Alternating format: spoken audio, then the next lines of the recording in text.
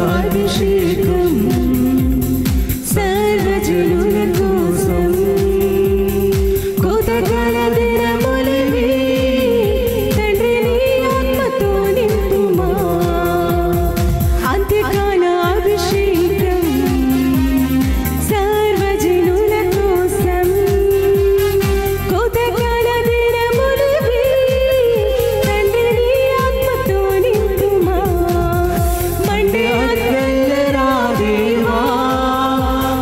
భాషతో అభిషేకించు ఎగసిగాలే నన్ను తాకుమా జీవనది వలె ప్రవహించుమా మండే అగ్నిరా దేవా అన్య భాషలతో అభిషేకించు ఎగసిగాలే నన్ను తాకుమా జీవనది వలె ప్రవహించుమా అంత్యకాల అభిషేకం సర్వజనుల కోసం కోతకాల దినములివి తండ్రి నీ ఆత్మతో నింపుమా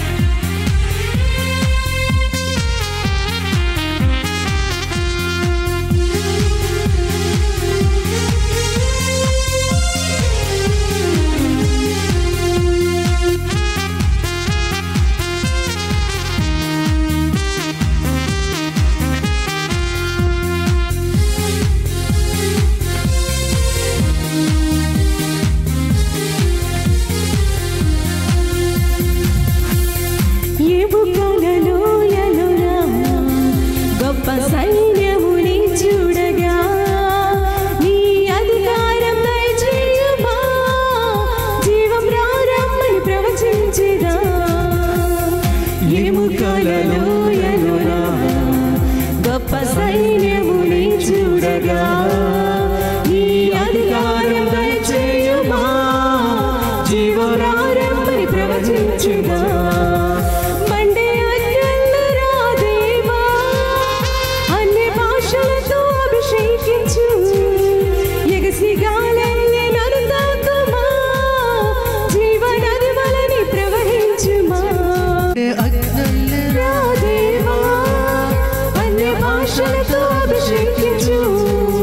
ఎగసిగాలే నన్ను తాకుమా జీవనది వలె ప్రవహించుమా మండే అగ్నిరా దేవా అన్య భాషలతో అభిషేకించు ఎగసిగాలే నన్ను తాకుమా జీవనది వలె ప్రవహించుమా మండే అగ్నిరా దేవా అన్య భాషలతో అభిషేకించు ఎగసిగాలే నన్ను తాకుమా జీవనది వలె ప్రవహించుమా మండే అగ్నిరా దేవా అన్య భాషలతో అభిషేకించు ఎగసిగాలే నన్ను తాకుమా జీవనది వలె ప్రవహించుమా చేతులెత్తి ఆ దేవుని స్తుతిస్తూ ఆరాధన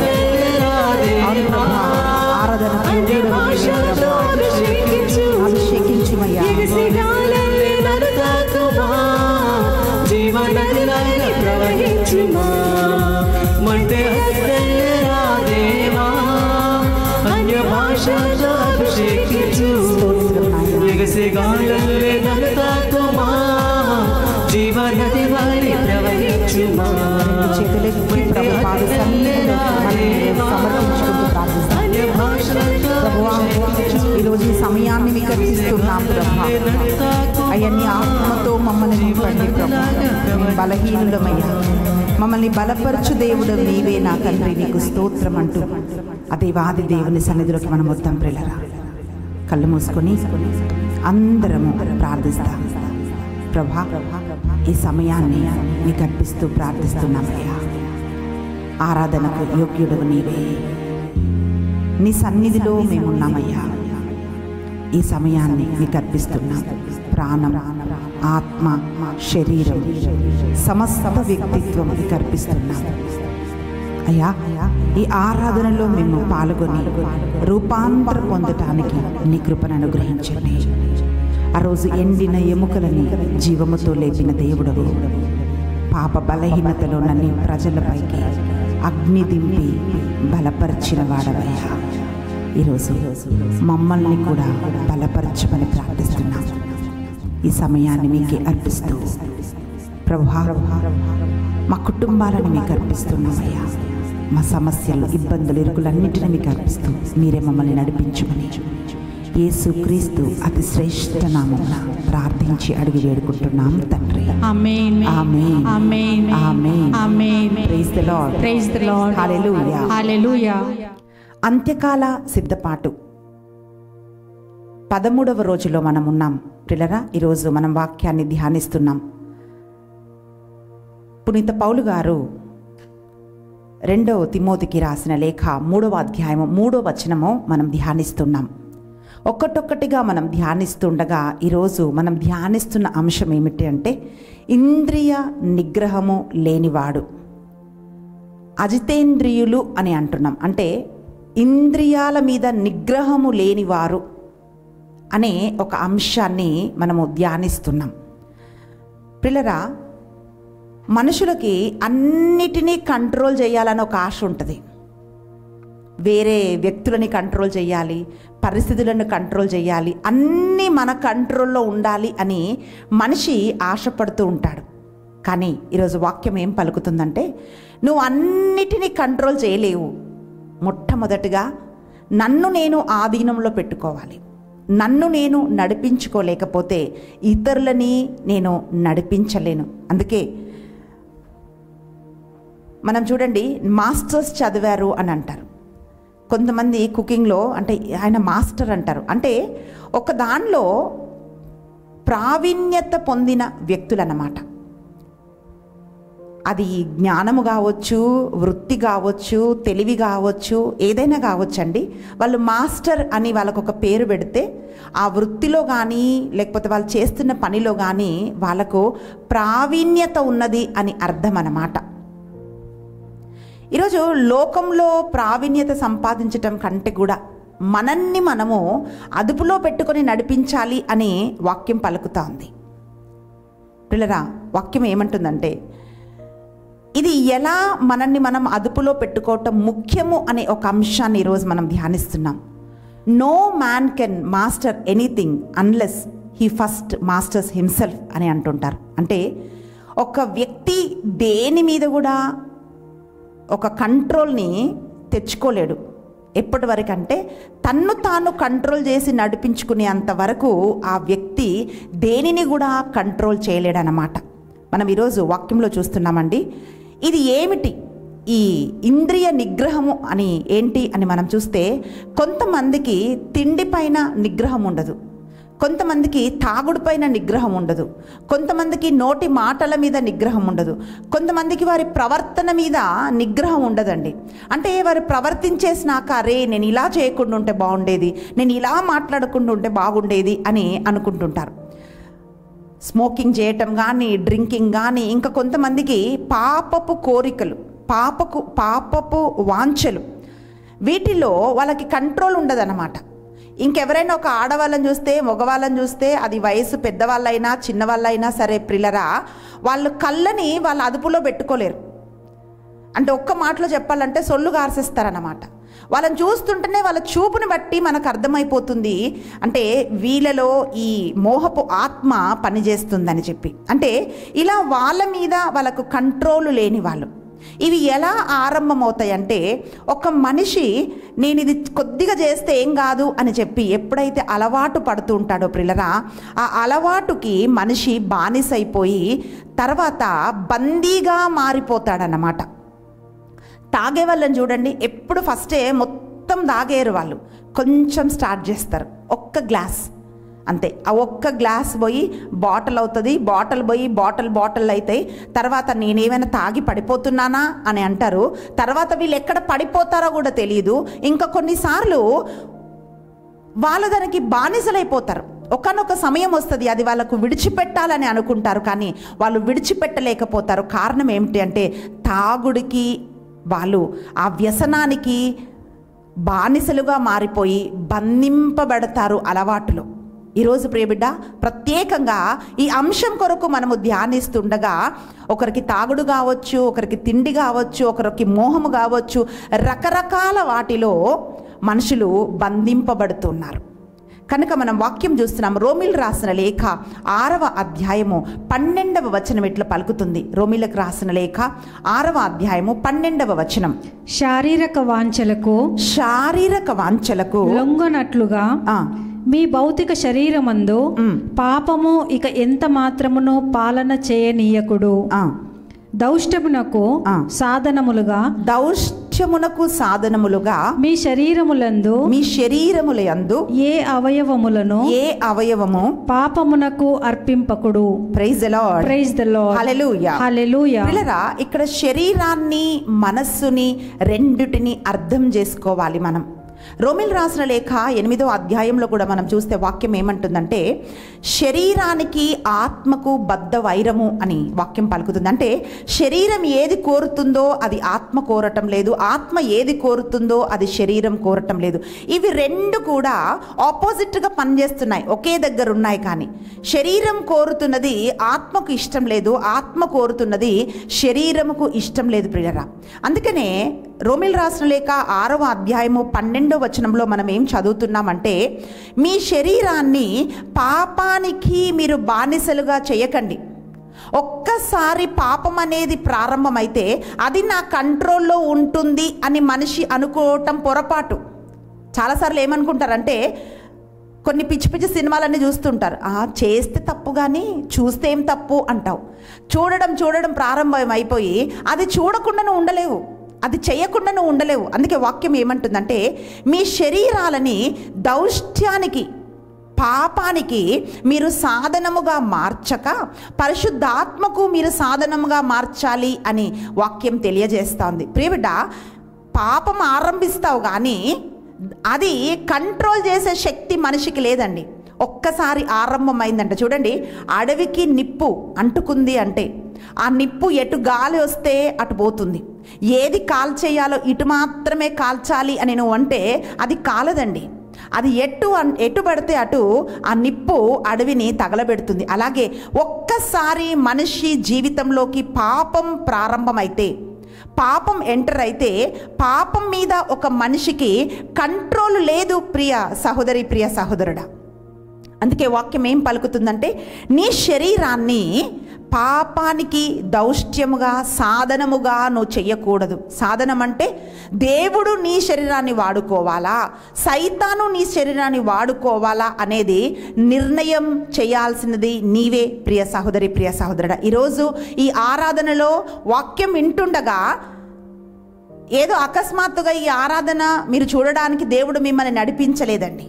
విడుదల చేయటానికే దేవుడు మనల్ని నడిపిస్తాడు ప్రియ సహోదరి, ప్రియ సహోదరుడా. కనుక మనం ఏం తెలుసుకోవాలంటే మొట్టమొదటగా ఎక్కడ పాపం ఆరంభమైందో దాని నుండి నీకు నువ్వుగా బయటికి వచ్చే అవకాశం లేదు. గనక వాక్యం వింటుండగా మనం ప్రార్థన చేయాలి. అదేమిటంటే ప్రభువా, ఈ శరీరం నీకు సాధనముగా మారాలి. 1 కొరింథీ రాసిన లేఖ 6వ అధ్యాయము 12వ వచనం ఇట్లా తెలియజేస్తుంది. పునీత పౌలు గారు కొరింథీలకు లేఖ రాస్తూ ఆయన ఒక అద్భుతమైన సత్యాన్ని మనకు తెలియజేస్తున్నారండి. 1 కొరింథీ రాసిన లేఖ 6వ అధ్యాయము 12వ వచనం, నేను ఏదైనను చేయవచ్చును అని ఎవడైనా పలుకవచ్చును. నిజమే కానీ అన్నియును మీకు మంచివి కావు. నేను ఏదైనా చేయవచ్చును అని నేను చెప్పవచ్చును కానీ ఏదైనను నన్ను బానిసగా చేయుటకు నేను ఒప్పుకొనను. Praise the Lord. Praise the Lord. Hallelujah. Hallelujah. చదవండి. పొట్ట కొరకు అన్నము, అన్నము కొరకు పొట్ట అని ఇంకొకటి చెప్పవచ్చును. నిజమే, కానీ దేవుడు రెంటిని నాశనము చేయును. Praise the Lord, praise the Lord, హల్లెలూయా, హల్లెలూయా. ఎంత అద్భుతమైన ఒక సత్యాన్ని పునీత పౌలు గారు తెలియజేస్తున్నారండి. ఆయన ఏమంటున్నారంటే ఏదైనా చేయవచ్చు. కొంతమంది ఏమంటారంటే నా ఇష్టం. వాళ్ళు చెప్తున్న మాట ఏంటంటే నా ఇష్టం. నువ్వెవరు చెప్పడానికి?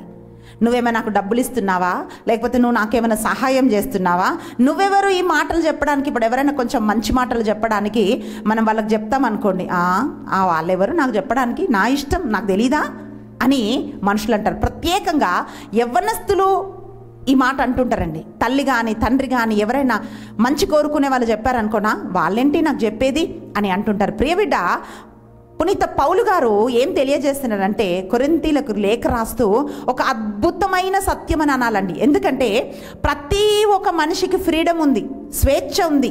నీ ఇష్టం, నువ్వేదైనా చెయ్యొచ్చు. కానీ నువ్వు చేస్తున్న పని, నీకిచ్చిన స్వేచ్ఛ నిన్ను పాపములోకి నడిపించి నిన్ను బానిసగా మార్చేస్తే మరి నీకున్న స్వేచ్ఛ వల్ల నీకు లాభం ఏమిటి అని వాక్యం ప్రశ్నిస్తూ ఉంది.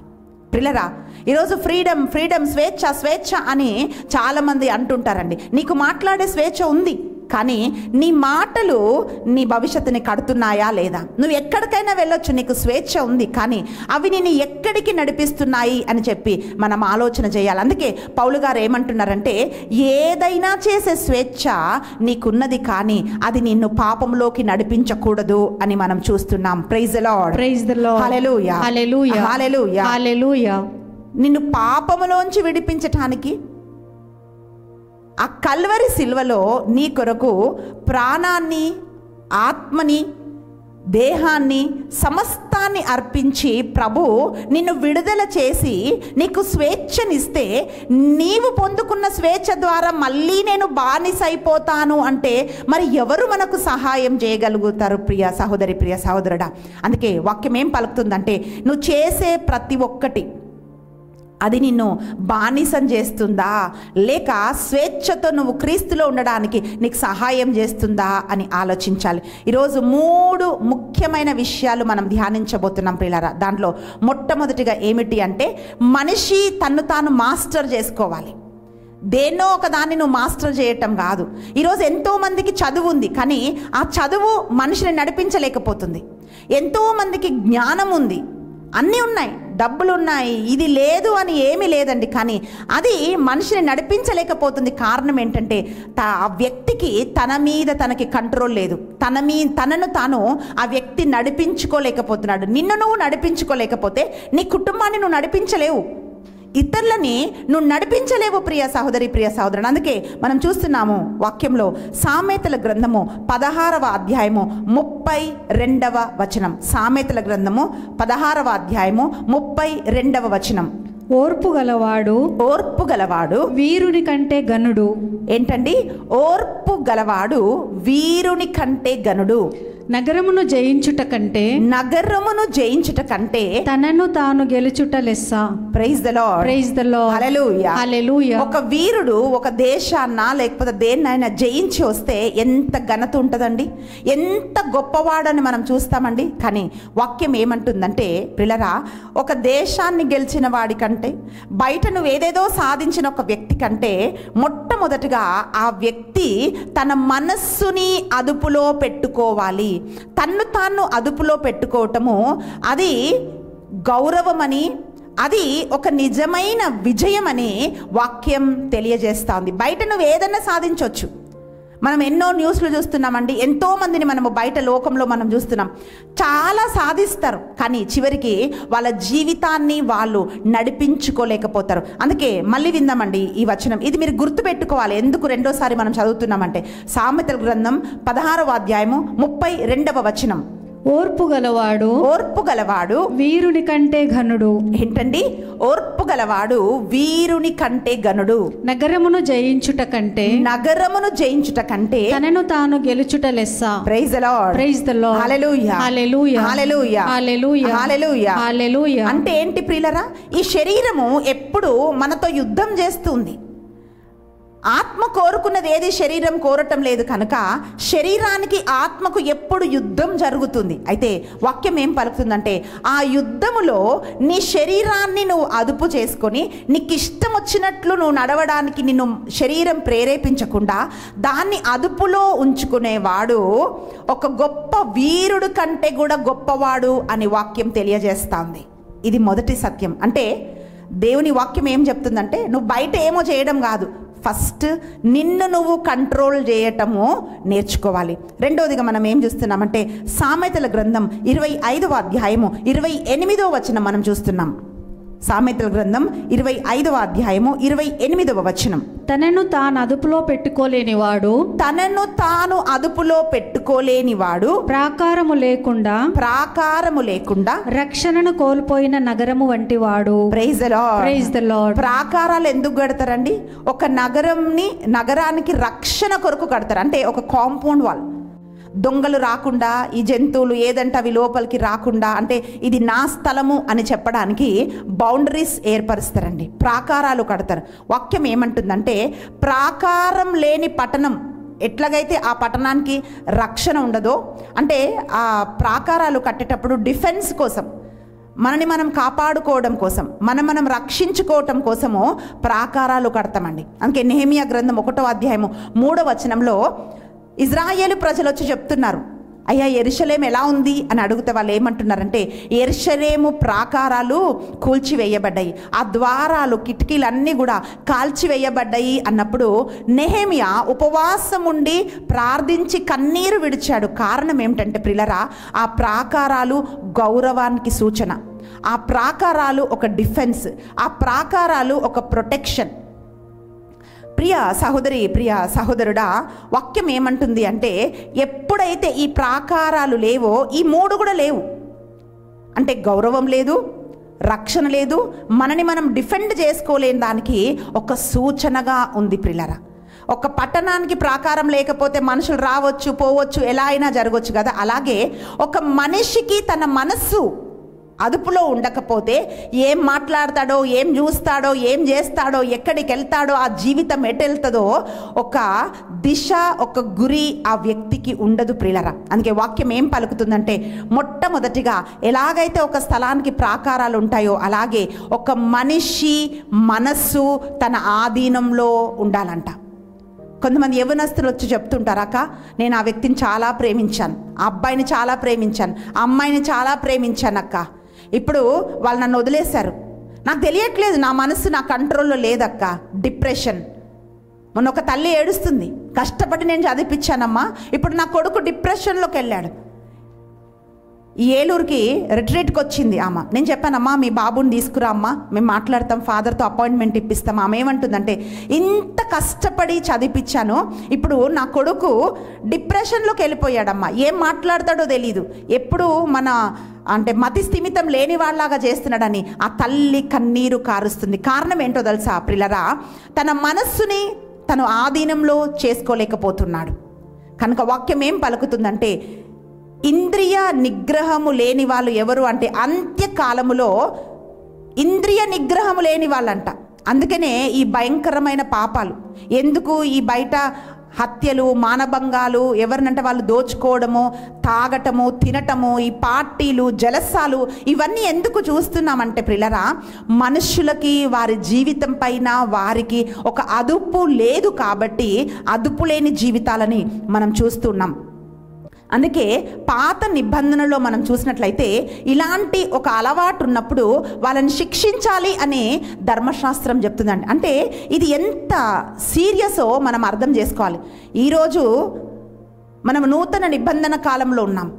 యేసు ప్రభు తన రక్తం ద్వారా మన పాపాలన్నిటిని క్షమించి ప్రియులారా మనల్ని విడుదల చేశాడు. కానీ పాత నిబంధన కాలంలో మనము ఇది చదివినట్లయితే సెల్ఫ్ కంట్రోల్ లేకపోవడము ఎంత పాపమో మనకు అర్థమవుతుందండి. ద్వితీయోపదేశ కాండము 21వ అధ్యాయము 20వ వచనం ఇట్లా తెలియజేస్తుంది. ఆ పెద్దలతో మా కుమారుడు తలబిరుసుతనముతో తిరగబడుచున్నాడు, మా మాట వినుటలేదు, వీడు తిండిబోతు త్రాగుబోతు అని చెప్పవలేను. అప్పుడు ఆ ఊరి జనులు అతనిని రాళ్లతో కొట్టి చంపవలేను. Praise the Lord. Praise the Lord. ఇది విన్నప్పుడు మనకి ఏమనిపిస్తుంది అండి? ఇది ఎంత కటు. ఒకవేళ అది ఇప్పుడు ఉంటే మరి ఎంతమంది ఉంటామండి? నా కొడుకు తిండిపోతూ తాగుపోతూ తల బిరుసుతనం ద్వారా మాట వినటం లేదని తల్లిదండ్రులు ఆ వ్యక్తి గురించి చెప్తే, తన కుమారుడు గురించి కానీ తన బిడ్డల గురించి కానీ చెప్తే, వాళ్ళను రాళ్ళేసి కొట్టి చంపాలి అని వాక్యం ఎందుకు చెప్తుందంటే ఆ సీరియస్నెస్ ప్రియులరా, అది వారి జీవితాన్ని నాశనం చేస్తుంది. కనుకనే అది ఇంకా ఇజ్రాయేల్ ప్రజలు ఎవరు అట్లా చేయకుండా ఉండడానికి అటువంటి ఒక శిక్షను దేవుడు అమలు చేశాడు పాత నిబంధన కాలంలో. ఇంకొక వచనం చూస్తున్నాం, యాకోబు రాసిన లేఖ 5వ అధ్యాయం 5వ వచనం మనం చూస్తున్నాం. మీ ఐహిక జీవితము భోగభాగ్యములతో తులతూగినది. మీ ఐహిక జీవితము భోగభాగ్యాలతో తులతూగినది. ప్రభు చెప్తున్నాడు, అంత్యకాలంలో దినాలు ఎట్లుంటాయి అంటే పెళ్ళిళ్ళకి ఇచ్చుకుంటారు, పెళ్ళిళ్ళు చేస్తుంటారు, పార్టీలు జరుగుతాయి, ఇల్లు కట్టుకుంటారు, తాగుతారు, తింటారు, విందులు వినోదాలు ఇవన్నీ భయంకరంగా జరుగుతూ ఉంటున్నప్పుడు ఒక సూచన ఏమిటి అంటే ప్రభువు రాకడ సమీపం ఉన్నది అనేదానికి సూచన అని యేసు ప్రభే స్వయంగా చెప్పారు. ప్రియులరా, ఈ రోజుల్లో మీరు చూస్తే ఎక్కడ చూసినా పార్టీయే. ఇది అమ్మాయిలు లేరు, అబ్బాయిలు లేరు, మేము పార్టీ, గెట్ టుగెదర్స్, చిల్ అంటారు. ఆ చిల్ ఏంటో అర్థం కాదు. మేము చిల్లవ్వాలి, కొంచెం చిల్లవ్వాలి. చిల్లై నువ్వు ఎక్కడికి పోతావు లాస్ట్కి? ప్రియబిడ్డ, వాక్యం ఏమంటుందంటే ఐహిక జీవితంలో భోగ భాగ్యాలతో తులతూగుతుంటే ఏం జరుగుతుందో విందాం వాక్యం. యాకోబు రాసిన లేఖ 5వ అధ్యాయం 5వ వచనం. మీ ఐహిక జీవితము భోగ భాగ్యములతో తులతూగినది. వధింపబడు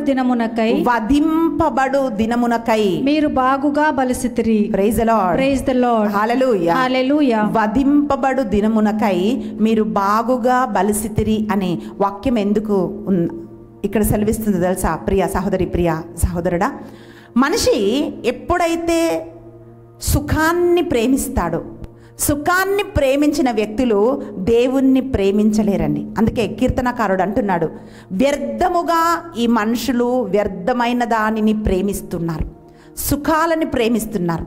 ఆమోసు ప్రవక్త అంటున్నాడు, సుఖాసక్తి కలిగిన స్త్రీలు అంటున్నారు, అంటే సుఖాన్ని ప్రేమిస్తున్నారు. కనుకనే ఈరోజు చూడండి, భర్తతో కొంచెం కష్టం రాని ఉంటున్నారా, భార్యతో కొంచెం కష్టం రాని ఉంటున్నారా, తల్లిదండ్రుల వల్ల కొంచెం ఇబ్బంది వస్తే తల్లిదండ్రులను సైతం వాళ్ళు స్పేర్ చేయట్లేదండి. ఏ ఒక్క సంబంధంలో కూడా కష్టం కావద్దు, నువ్వు చెప్పింది వేరే వాళ్ళు వినాలి అంతే, అప్పుడే రిలేషన్షిప్, లేకపోతే ఈ రిలేషన్షిప్స్ మాకు అవసరం లేదు. ఇట్లాంటి ఒక పరిస్థితిలోకి మనుషులు జారిపోతున్నారండి. మొదటి పేతురు రాసిన లేఖ 4వ అధ్యాయము 4వ వచనం ఇట్లా తెలియజేస్తుంది, మీరు వారితో కలిసి విచ్చలవిడిగా నిర్లక్ష్యమైన జీవితమును దైవ దూషణమును చేయకుండుటచే వారు ఆశ్చర్యచకితులైరి. Praise the Lord. Praise the Lord. హల్లెలూయా. హల్లెలూయా. విచ్చలవిడి జీవితము, నిర్లక్ష్యం కలిగిన జీవితము మీరు కలిగి ఉండకూడదు అంటుంది. అంటే నిర్లక్ష్యం అంటే ఎంతటి నిర్లక్ష్యం అంటే ఈ రోజుల్లో మనుషులు చూస్తే వాళ్ళ జీవితం పట్ల కూడా వాళ్ళకు కేర్ లేదండి, వాళ్ళ భవిష్యత్తు పట్ల కూడా వాళ్ళకి కేర్ లేని అంతటి నిర్లక్ష్యంతో మనుషులు ఉంటున్నారు. అంటే విచ్చలవిడి అన్నమాట.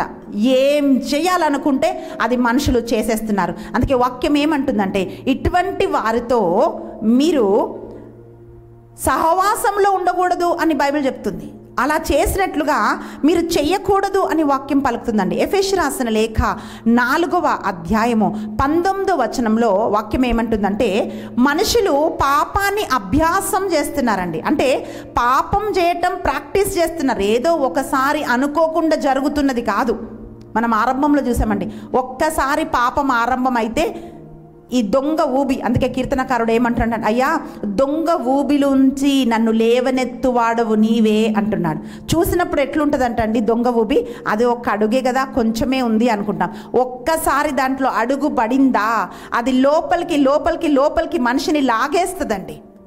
అందుకనే ప్రియులారా వాక్యం పలుకుతుంది. ఎఫెసీ రాసిన లేఖ 4వ అధ్యాయం 19వ వచనం, వారికి సిగ్గు లేదు, వారు దురభ్యాసములకు తమను తాము అర్పించుకొని దురభ్యాసములకు తమని తాము అర్పించుకొని అత్యాశతో విచ్చలవిడిగా అన్ని విధములైన అసహ్యకరములగు పనులను చేయుచున్నారు. ఎన్ని మాటలు మనం అక్కడ చూస్తున్నామండి.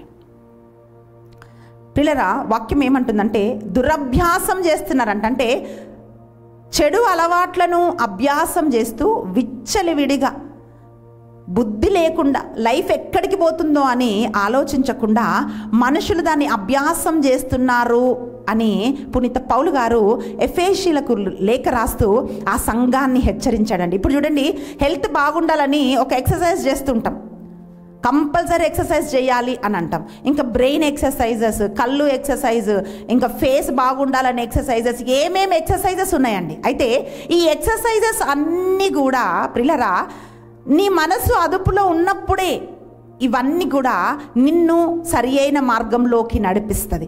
అందుకే బైబిల్ ఏం చెప్తుందంటే, మొట్టమొదటిగా నువ్వు కంట్రోల్ చేయాల్సింది ఏంటి అంటే, నీ మనస్సుని నువ్వు కంట్రోల్ చేస్తే నీ చూపు కంట్రోల్లో ఉంటుంది, నీ నోరు కంట్రోల్లో ఉంటుంది, నీ చేతులు, నీ కాళ్ళు, నీ దేహము, నీ శరీరంలోని ప్రతి ఒక్క అవయవము నీ కంట్రోల్లో ఉంటుంది ప్రియబిడ్డ.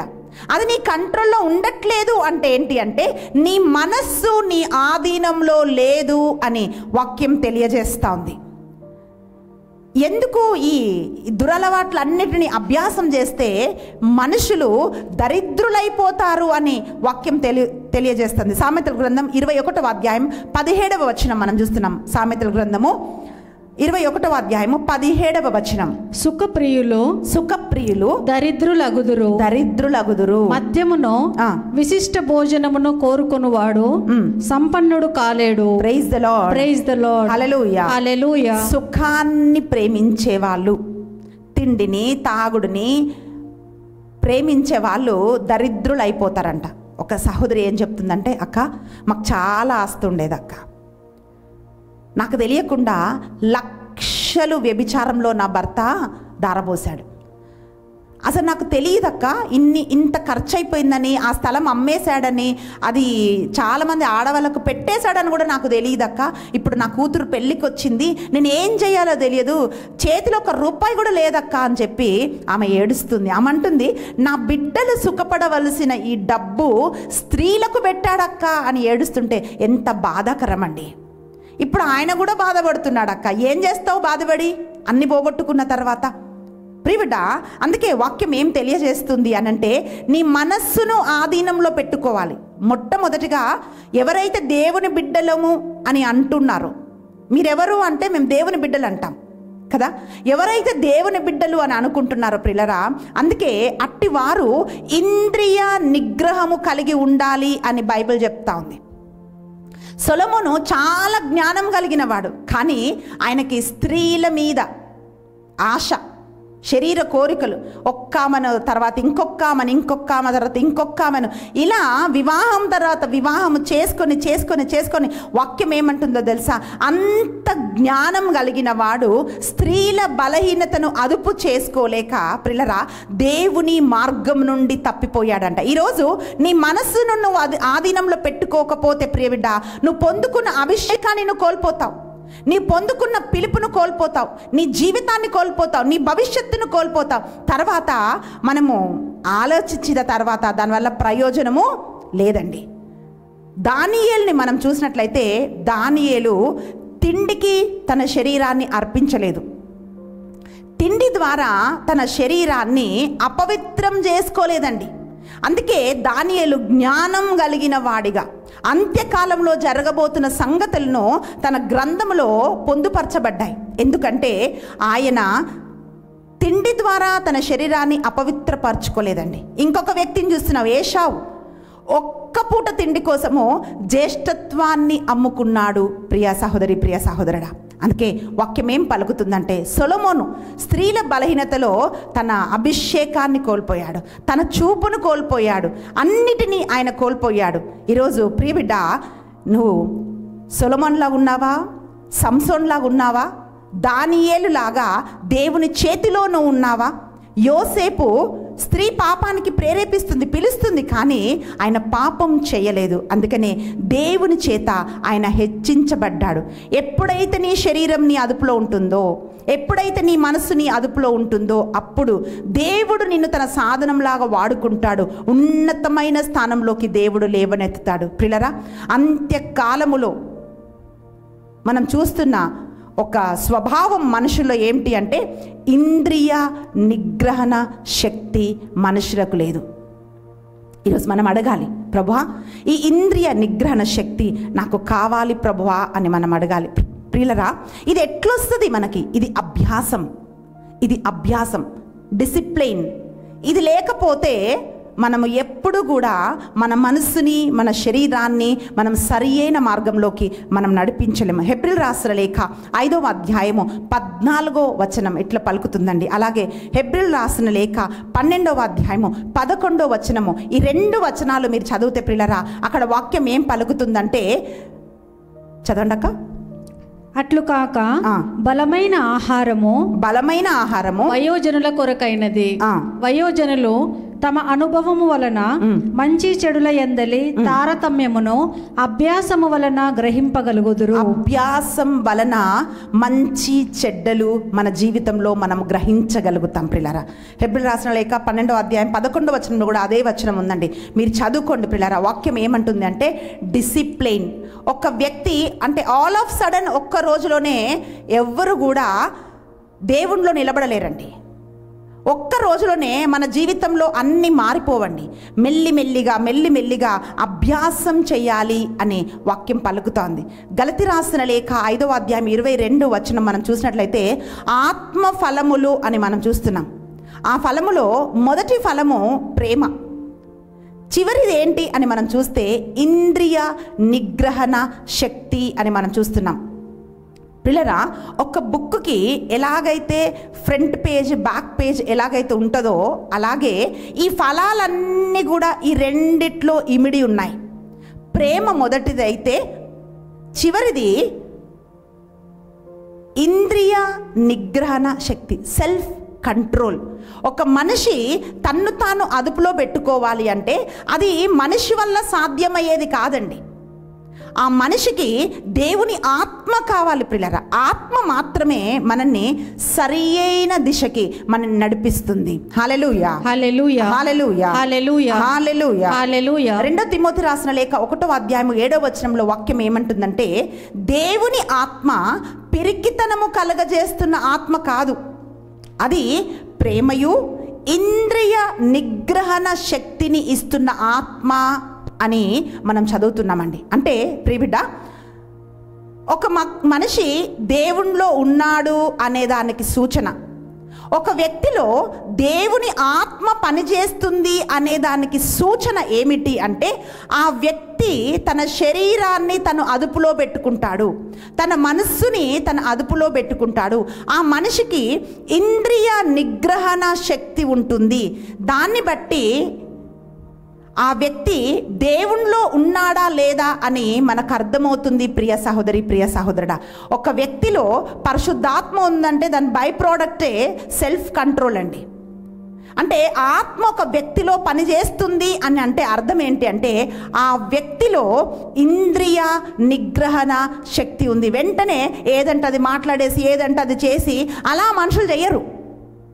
ఎక్కడికంటే అక్కడికి పరిగెత్తి అయ్యో చేసిన తర్వాత ఇలా చెయ్యరండి. ఎందుకంటే ఆ ఆత్మ ఆ వ్యక్తిని నడిపిస్తుంది. ప్రియ సహోదరి, ప్రియ సహోదరుడా, అందుకే పునీత పౌలు గారు మనము 2 కొరింథీ రాసిన లేఖ 12వ అధ్యాయము 9వ వచనంలో మనం చూస్తే, ఆయన తనకున్న బలహీనత నిమిత్తము దేవుని యొద్ద ఆయన ప్రార్థిస్తున్నాడు. ప్రభువా, ఈ బలహీనత ఉంది ప్రభువా, ఈ ముళ్ళు నా నుండి తొలగించు అని చెప్పి ముమ్మారు ప్రార్థించినప్పుడు వాక్యం ఏం పలుకుతుందంటే, నీ బలహీనతలో నా కృప నీకు చాలు అని ప్రభు పౌలు గారితో మాట్లాడాడండి. అంటే ప్రియబిడ్డ, నీకు నీవుగా ఆ బలహీనతలోంచి నువ్వు బయటికి రాలేవు.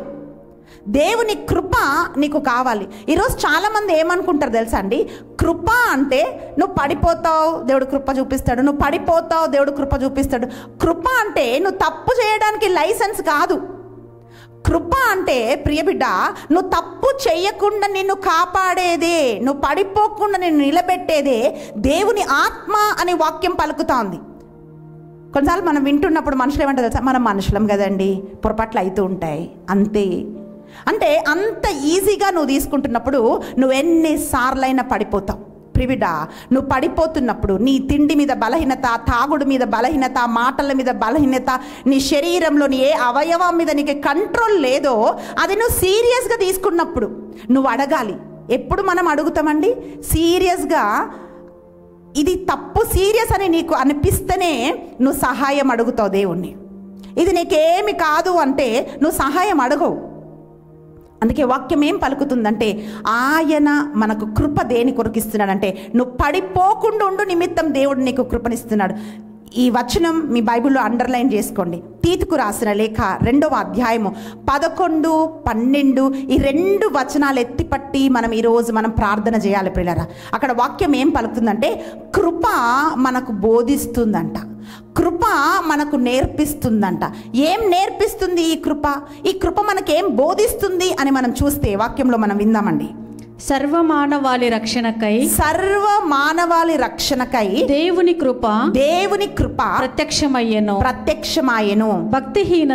భక్తిహీనతను లౌకిక మోహములను విడనాడి, ఏంటండి?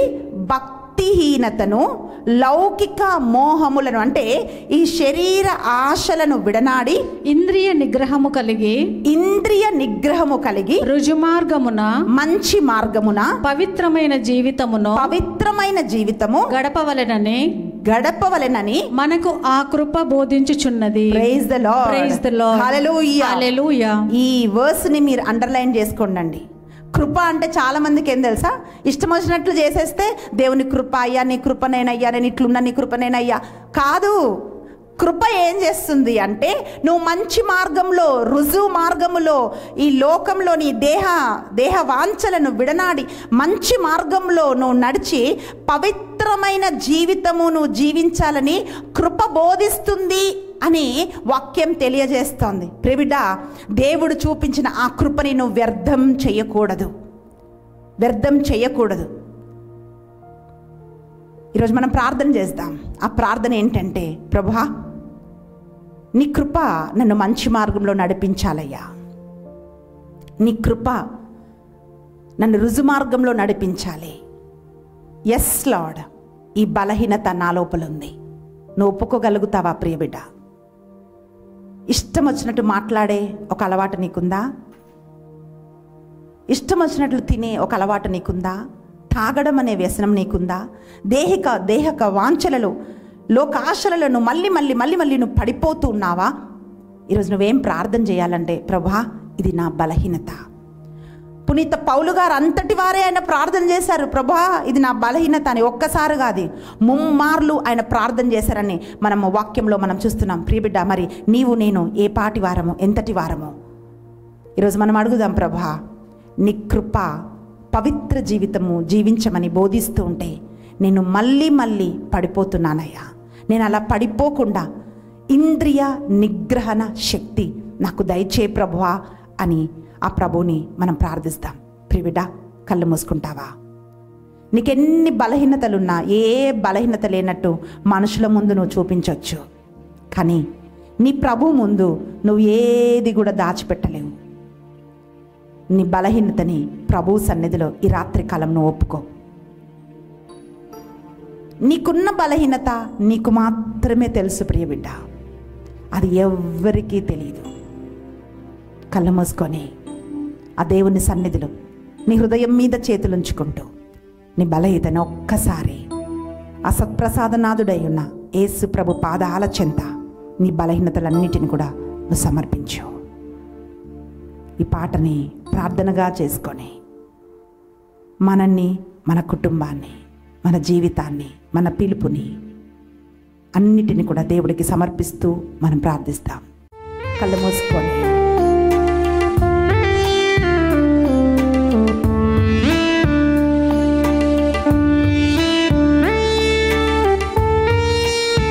నువ్వెక్కడున్నా ప్రియబిడ్డ, నీ పైన చిరునవ్వు మనుషులు చూస్తారు, కానీ లోపల బలహీనతలోను కృంగిపోతున్న ఆ కృంగుదల ఎవరికి తెలియదు.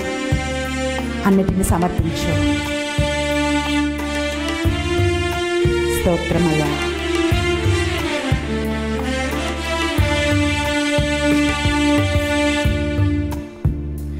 అపరాధిని యేసయ్యా కృప చూపి బ్రోవుమయ్యా. అపరాధిని యేసయ్యా కృప చూపి బ్రోవుమయ్యా. నిపమించకయే నీ కృపలో నపరాధములను క్షమించు. అడుగుదామా. నిపమించకయే నీ కృపలో నపరాధములను క్షమించు. అపరాధిని యేసయ్యా కృప చూపి బ్రోవుమయ్యా. అవునయ్యా, దుర్మార్గతలో నేనున్నానయ్యా, భయంకరమైన బలహీనతలో నేనున్నానయ్యా. దుర్మార్గురాలుగా ఉంటూ ప్రభు అయ్యా, నాలో ఏ తప్పు ఏ దోషం లేని ఒక వ్యక్తిలాగా నేను ఉన్నాను. ఈరోజు నన్ను క్షమిస్తావా, మన్నిస్తావా అయ్యా? నేను అపరాధిని ప్రభువా, నన్ను ఈ స్థితిలోంచి లేవనెత్తు అని ఆయన సన్నిధిలో మనం ప్రార్థిస్తాము.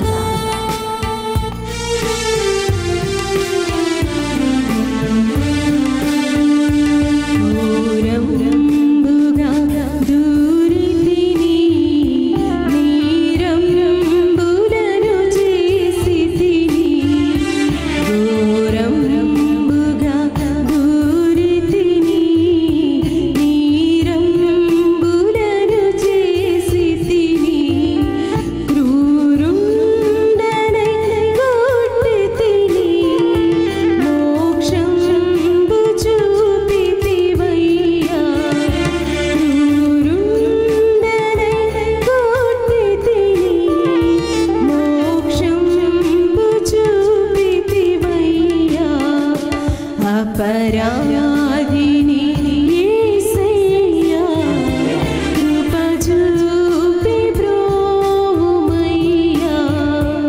అవునయ్యా, శిక్షకు నేను పాత్రుడని కానీ నాకు రక్షణ ఇచ్చాను. ఆ రక్షణ నేను కోల్పోకుండా రక్షణ ఆనందంలో నేను నిలిచి ఉండుటకు నువ్వు సహాయం చేయయ్యా. ఒక్కసారి ఇంకొక్కసారి నన్ను జ్ఞాపకం చేసుకో ప్రభువా, నన్ను విడిపించయ్యా. నా బలహీనతను బలముగా మార్చు ప్రభువా. నీ కోసం నన్ను వాడుకో అయ్యా. నా శరీరాన్ని, నా మనస్సుని అన్నిటినీ నీకు అర్పిస్తున్నాను ప్రభువా అంటూ ఆయన సన్నిధిలో మనం ప్రార్థిస్తాం.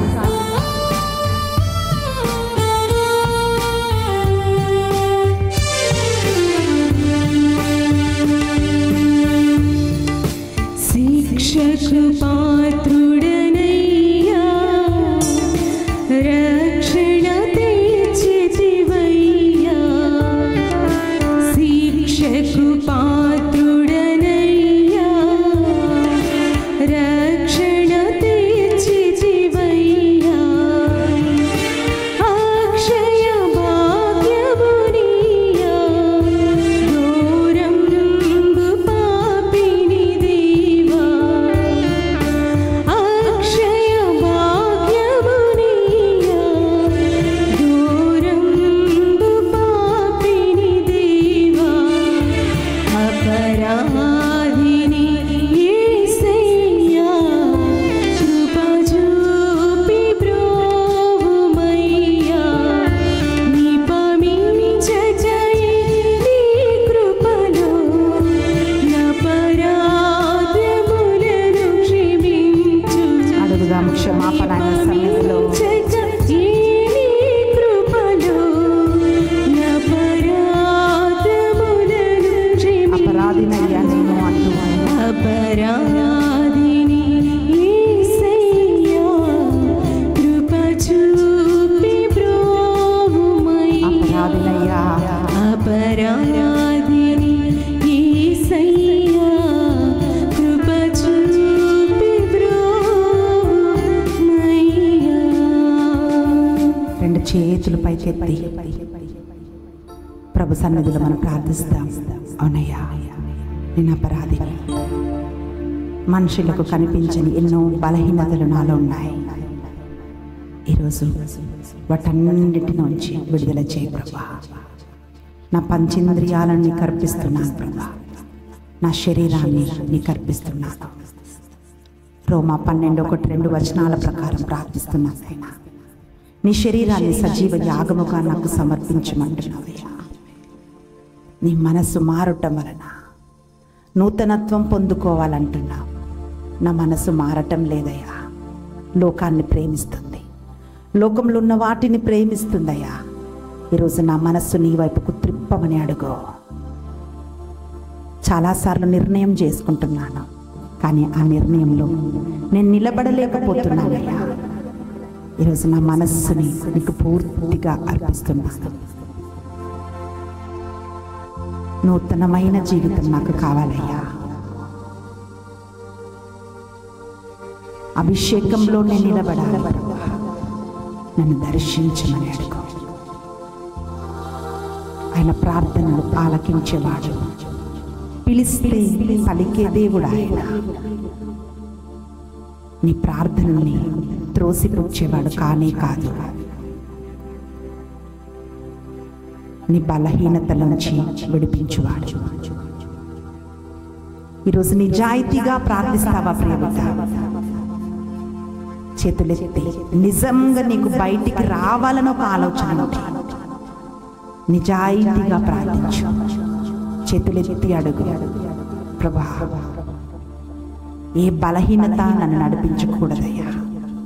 నీ ఆత్మ నన్ను నడిపించాలయ్యా. ఆత్మ ఫలమైన ఇంద్రియ నిగ్రహణ శక్తిలో నేను నడవాలి ప్రభా. నీ కృప నాకు అనుగ్రహించు. ఎక్కడికి వెళ్ళినా నీకు సాక్షిగా నేను జీవించాలి. అవును, నీ ప్రసన్నతకై నీకు స్తోత్రమయ్యా. నీవు నన్ను దర్శిస్తున్నందుకై నీకు వందనాలు. Thank you lord. ఆయన ప్రసన్నత మన మధ్యలో ఉన్నది ప్రియమిట. నువ్వు ప్రార్థిస్తుండగా నిన్ను చూసే దేవుడు ఆయన. Thank you lord. Thank you Jesus. ఈరోజు ఎవరెవరైతే తమ బలహీనతల నిమిత్తం నీ సన్నిధిలో ప్రార్థిస్తున్నారు ప్రభా, ఆ బలహీనతలను సాతాను వాడుకోకుండా ఆ బలహీనతలను బలపరచి నీ బిడ్డల్ని మీరు వాడుకోమని యేసు నామమున ప్రార్థించి అడిగి వేడుకుంటున్నాం తండ్రి. ఆమేన్, ఆమేన్, ఆమేన్, ఆమేన్, ఆమేన్. మోకరించి ఆయన సన్నిధిలో ఆయన ఆరాధిస్తూ ఆయన యొద్ద నుండి నువ్వు బలం పొందుకో ప్రియ సహోదరి, ప్రియ సహోదరుడా. ఆయనే నిన్ను బలపరచువాడు. నీ ప్రతి బలహీనతలో ఆయన కృప నీకు చాలు. ఆ బలహీనత యందు ఆయన ఆత్మ పరిపూర్ణమగుచున్నది. కళ్ళు మూసుకొని ప్రార్థిస్తాం. 2 చేతులెత్తి ఆయన దీవెనలకై మోకరించి అర్థిస్తాం.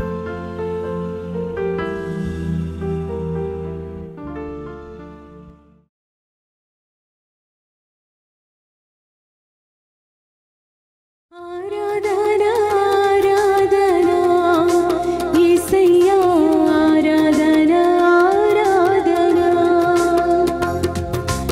ఆరాధనా, ఆరాధనా నా యేసయ్యా, ఆరాధనా, ఆరాధనా.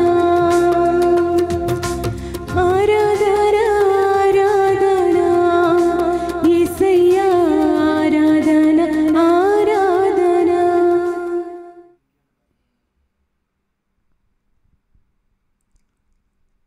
సర్వశక్తి గల సర్వేశ్వరుడు పితా,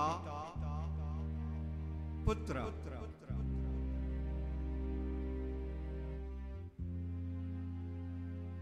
పవిత్రాత్మ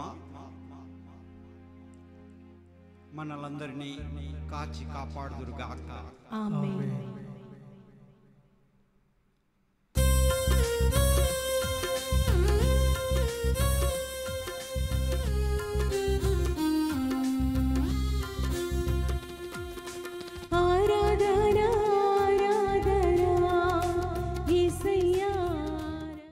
అంత్యకాల సిద్ధపాటు 13వ రోజు ఆరాధనను మనం ముగించి ఉన్నాం ప్రియులరా. ఈ ఆరాధనలో అనేక మందిని తమ బలహీనతల్లోంచి దేవుడు విడిపించాడు. విశ్వసించిన వారి జీవితంలో ఆయన కార్యాలు చేస్తాడు. ఇప్పటివరకు ఏదైతే బలహీనత నీకుందో ఆ బలహీనతలన్నిటినీ దేవుడు బలముగా మార్చబోతున్నాడు. కనుక ఇది మీకు ఆశీర్వాదకరంగా ఉన్నట్లయితే ఈ వీడియోస్ అన్నిటినీ మీరు షేర్ చేయండి, పూర్తిగా మీరు చూడండి, లైక్ చేయండి, కమెంట్ చేయండి.